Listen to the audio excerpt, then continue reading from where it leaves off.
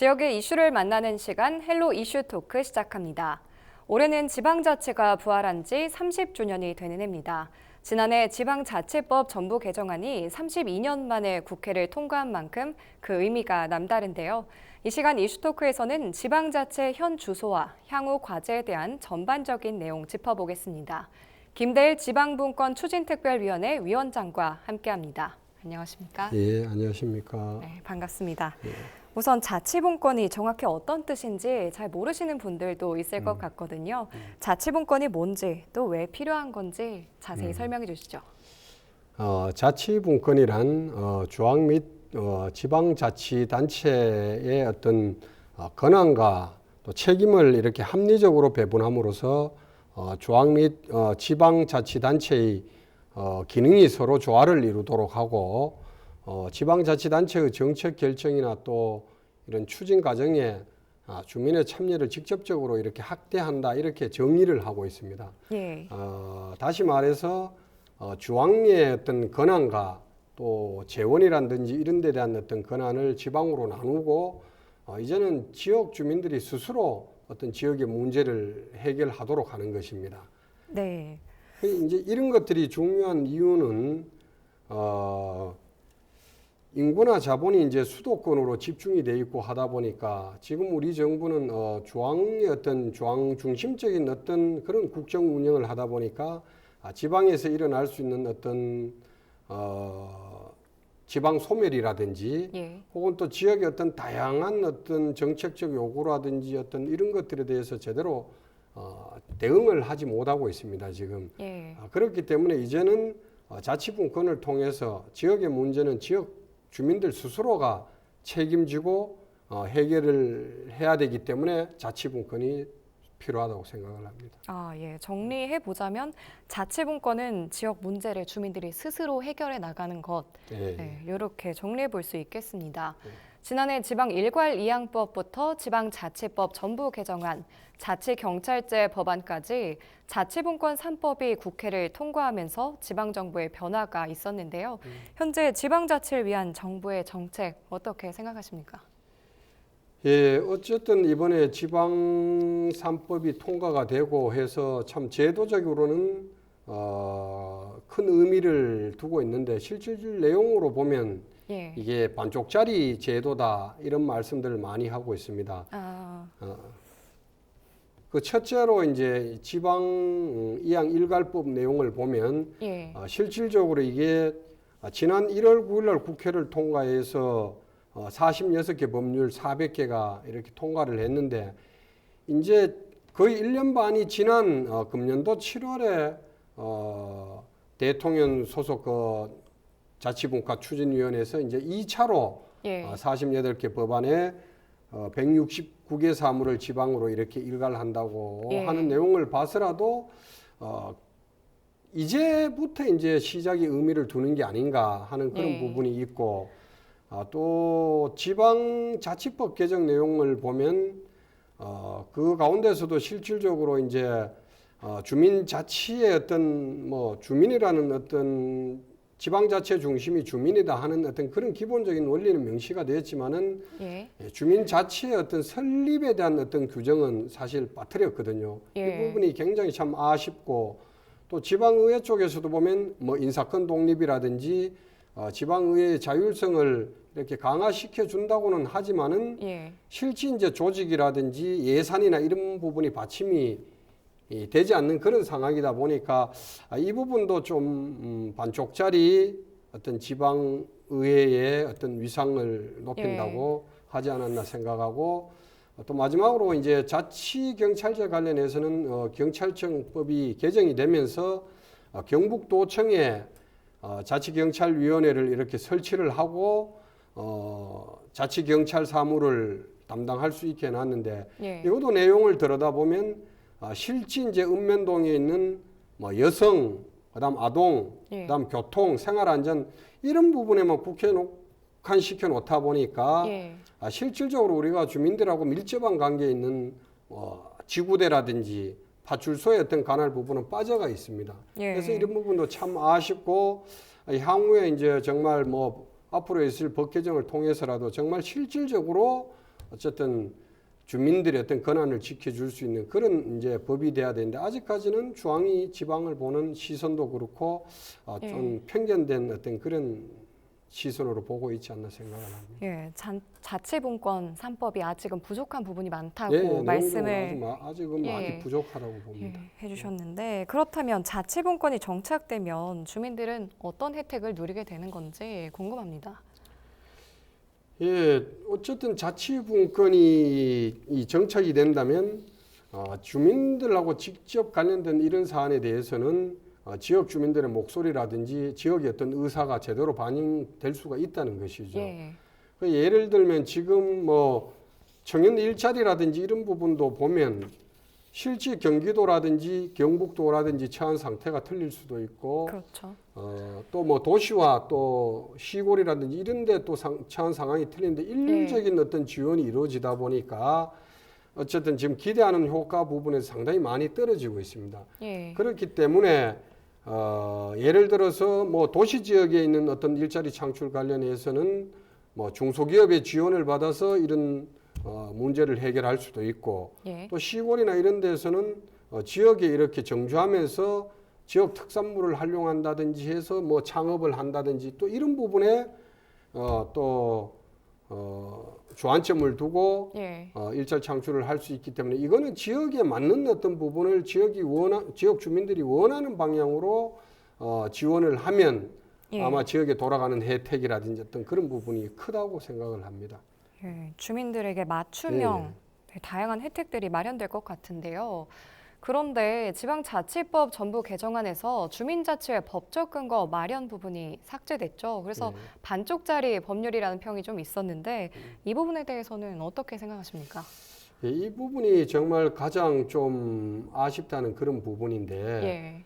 지금 실제 주민자치위원회는 지금 읍면동에서 주민센터에서 기본적인 어떤 뭐 프로그램이라든지 또 복지 관련 이런 사업들을 하는데 이제 이게 법적인 어떤 근거가 마련돼 있지 않다 보니까 예. 이제 행정이라든지 어떤 재정적인 어떤 이런 부분에 실질적인 지원이 없습니다. 그러다 네. 보니까 이제 다양하게 어떤 사업을 추진할 수 있는 역량들이 이제 떨어지는데 우리가 꼭 이런 부분뿐만 아니라 지금 많은 사업들이 이루어지는 가운데 도시재생이라든지 또는 뭐 문화복지 관련해서도 그렇고 예. 또 이런 사업들이 정말 재정적 받침이 되면 실질적으로 주민들 손에서 충분히 잘해 나갈 수도 있는데 이런 부분이 참 아쉽기 때문에 앞으로도 정말 우리 주민 자체가 어떤 마을의 어떤 이런 모든 기능들을 수행할 수 있는 그런 플랫폼이 될 수 있도록 차후의 어떤 개정을 통해서라도 주민자치위원회 설립 근거에 대한 법제화가 꼭 필요하다고 생각을 합니다.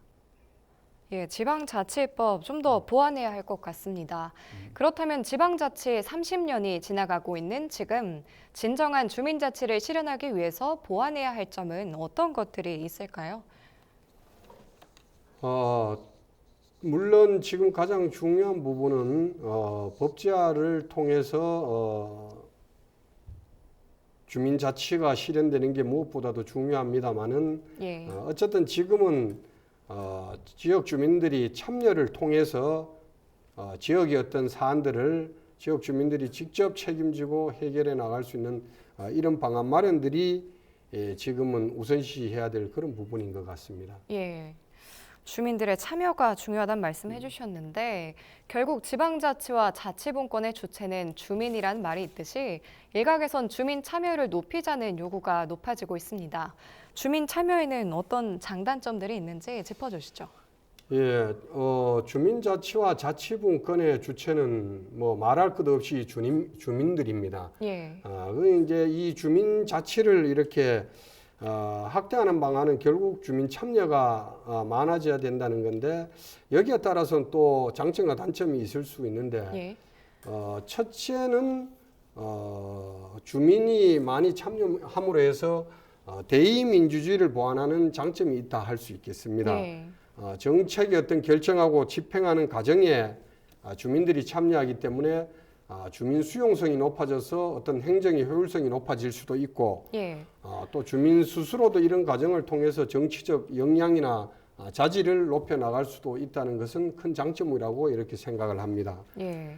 그러나 이제 약간의 어떤 역기능이라 할 수 있는 거는 결국 어떤 전문성이 필요한 사안에 대해서는 사실 접근하기도 어렵고 예. 또 그리고 이제 주민들이 참여하다 보면 어떤 예산에 대한 부분도 많은 필요성을 느끼게 되고 예. 그 다음에는 이제 우려되는 부분이 이제 대중 선동에 의해서 어떤 주민들의 의사가 결정돼 나갈 수 있다는 이런 예. 뭐 단점적인 부분도 있다고 봅니다. 예. 들어보니까 주민 참여에도 장단점들이 있는 것 같습니다. 그런데 지방자치가 부활한 지 30년이 지났지만 아직도 지방자치단체를 중앙정부의 하위 개념으로 보는 경우가 많은데요.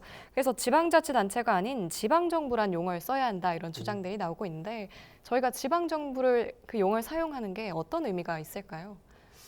예, 뭐 아직도 사실 이제 지방자치단체라는 용어를 많이 쓰고 있고 예. 또 실질적으로 뭐 여러 가지 봐도 지금은 뭐 중앙정부의 하위 기관의 역할을 사실 하고 있는 거는 맞다고 할 수 있습니다만은 예.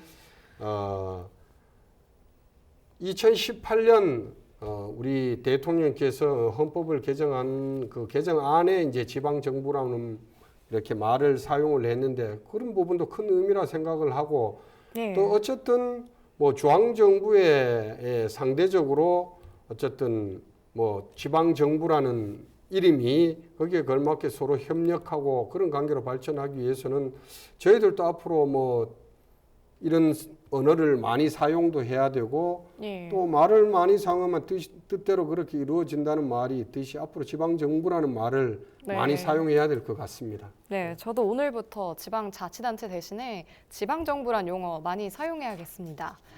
이어서 우리 지역 가장 큰 문제 중 하나인 지방 소멸 문제 짚어보겠습니다. 전국적으로 지방 소멸 문제 심각하죠. 이 지방 소멸을 막기 위해서 지방 분권이 어떤 역할을 할 수 있을까요?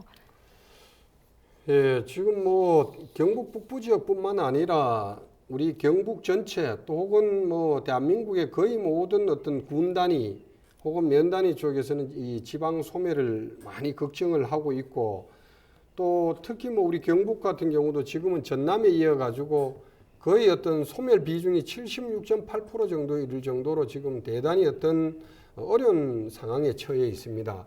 이러한 것들이 이제 앞서 말씀을 드렸지만은 중앙 집권적 어떤 사고라든지 정책으로 이렇게 하다 보니까 지역 젊은이들이 어떤 일자리 부족이라든지 정말 어떤 살기 위한 방편으로 수도권으로 이렇게 이동을 했습니다만은 이제 지역에 맞는 어떤 권한이라든지 예산이 주어졌을 때는 일정 부분 이런 부분을 충분히 이렇게 대처할 수 있는 그런 어떤 뭐 정책이라든지 이런 게 마련될 수 있다고 보고 또 실질적으로 이제 우리 경상북도가 운행되는 예를 들어 시골 청년 파견제라든지 예. 이웃사촌 시범 마을이라든지 이런 게 조성됨으로 해서 도시에 있는 청년들이 충분히 시골로도 유입이 될 수 있다. 예. 그래서 그런 어떤 방법을 도에서도 지금 하고 있는 걸로 봐서 충분히 지역에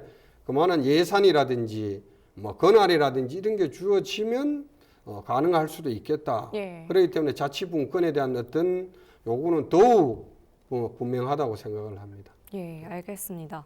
지방자치의 중요성이 강조되면서 대구 경북 행정통합이 되고 있는데요. 대구 경북 행정통합 어떻게 생각하시는지 말씀해 주시죠. 예, 참 어려운 질문입니다만은 예. 사실 이제 수도권 일극 체제가 되다 보니까 지방에도 어쨌든 뭐 상대할 수 있는 거점 역할을 할 수 있는 도시가 필요하고 예. 어쨌든 지금은 뭐 사업이라든지 이런 부분에 있어서도 어떤 규모의 경제가 있기 때문에 예. 사실 지금 뭐 경상북도 250만, 대구 250만 정도 되는 부분을 500만 이상으로 되는 대도시가 탄생이 됐을 때는 여러 가지 지금 중앙정부가 하는 어떤 기능을 우리 도에서도 할 수 있다 해서 어쨌든 대구 경북 통합을 이렇게 말씀을 합니다만은 지금 도청이 우리 안동에 와 있고 예. 또 이 북부 지역은 상대적으로 낙후가 됐다가 이 발전할 수 있는 기턴을 도청으로 인해서 마련이 됐는데 예. 이게 불과 채 5년도 지나지 않는 상태에서 이 통합 논의를 한다는 거는 시기적으로도 부적절하고 예. 저희들도 늘상 말씀을 합니다마는 안동을 포함한 북부권이 충분한 그런 뭐 자생력이라든지 예. 발전의 어떤 그런 비전이 전제가 되고 또 그런 것들이 이제 현실적으로 나타냈을 때 그 이후에 어떤 통합의 이야기라든지 통합을 추진하는 데 대해서는 저희들도 뭐 크게 반대하지는 않는 그런 예. 상황인 것 같습니다.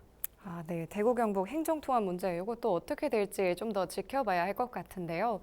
그렇다면 지방자치 분권을 성공적으로 추진하기 위해서는 어떤 점이 가장 중요하다고 생각하십니까? 예, 결국은 주민들의 참여입니다. 주민들이 참여하지 않는 어떤 뭐 자치분권이나 예. 주민자치는 있을 수도 없는 것이고 지역 주민들이 관심을 갖고 정말 내 지역의 문제를 찾아내고 또 해결하려고 하는 그런 노력들이 필요하다고 생각을 합니다. 이런 부분에서는 우리 이제 지방 정부에서도 어떤 여러 가지 참여할 수 있는 장을 마련해 줘야 된다고 생각을 합니다. 그런 것들이 이제 뭐 주민 참여 예산제라고도 할 수 있고 예. 또 혹은 지역의 어떤 주민들의 집단 지성을 모아서 이게 이제 지역 발전의 근간을 다시 만들 수 있는 어떤 논의할 수 있는 그런 공간도 만들어지고 하는 것들이 지방 우리 자치단체 즉 지방 정부에서 좀 해야 될 일이라고 생각을 하고 예. 또 뭐 정치권에서도 이제 앞서 이야기했지만은 법제화 시키는 부분에 예. 그런 부분에서 정말 앞장서 줘야 되고 또 그리고 뭐 앞으로 지방의회에 대한 부분 또 자치경찰대에 대한 그런 부분 해서 모든 어떤 지역의 어떤 역량들을 다 끌어모아서 예. 자치분권을 강화시켜 나가야 된다고 생각을 합니다. 네, 지방자치의 주민들도 힘을 써야 하고 모두가 다 힘을 써야 할 것 같습니다. 마지막으로 시청자분들께 당부의 말씀 있으시면 더 붙여주시죠. 예, 먼저 감사의 말씀을 드립니다. 지방자치와 자치분권 실현에 대해서 많은 이야기를 했습니다마는 무엇보다도 중요한 것은 지역 주민들의 관심과 참여입니다. 참여하고 활동을 하는 것입니다. 그래 됐을 때 정말 지방이 함께 주안과 살아갈 수 있는 길이 열린다고 저는 말할 수 있고 예. 또 저도 개인적으로 지방 정치를 하는 사람으로서 항상 지역 주민들 속에서 또 지역 주민들과 함께 또 지역 주민들의 목소리를 들어가면서 저희들이 맡은 역할을 충실히 할 것을 또 다짐하고 약속을 드리겠습니다. 예.